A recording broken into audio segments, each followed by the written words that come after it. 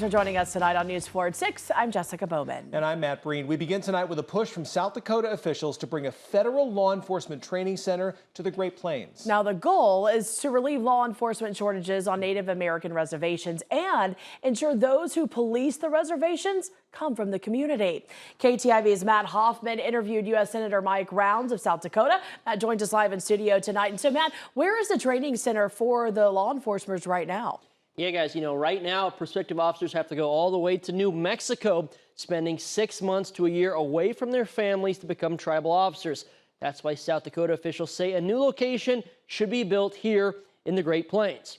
Now, Senator Rounds is requesting a meeting with the Assistant Secretary for Indian Affairs to pitch the idea of another training center closer to tribes here in the Siouxland region. He says it's important officers who want to police their own communities have the opportunity to train nearby. With a shortage of officers already, Rounds says it isn't easy to ask prospective officers to spend months away from their families. They're expected to leave home, go on down, get trained, and then come back. Retention is terrible. They don't make it through the training in some cases. But at the same time, we have the availability of training officers within South Dakota and the surrounding states that could work just as well. Now, Rounds says officers who work for the federal government, that is the Bureau of Indian Affairs, and those who work for tribal police departments have to go through the training in New Mexico.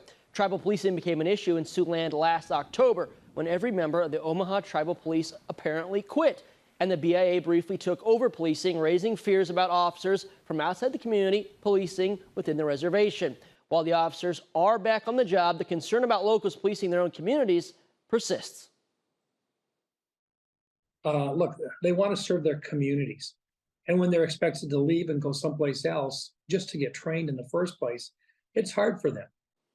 South Dakota's governor and attorney general are offering a tribal law enforcement training class this summer inside the state for the first time. A deadline for enrollment is quickly approaching. It's this Friday, April 19th.